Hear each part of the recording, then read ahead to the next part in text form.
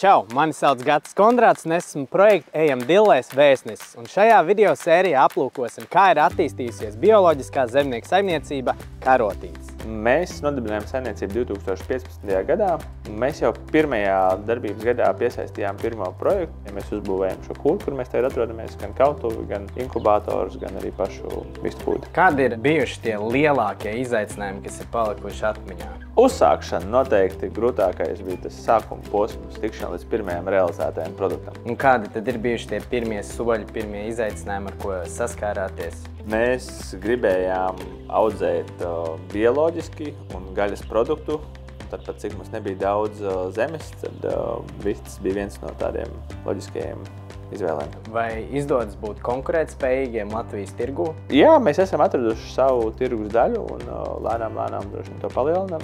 Vai pieprasījums no cilvēkiem pēc bioloģiskās saimniecības produkcijas pieaug? Statistiski katru gadu pieaug. Mēs, protams, kā dārgāks produkts jūtam arī ekonomisko augšuplēju un lejupēju, kāda valstī notiek kurā brīdī, bet kopumā bioloģisko produktu pieprasījums aug katru gadu.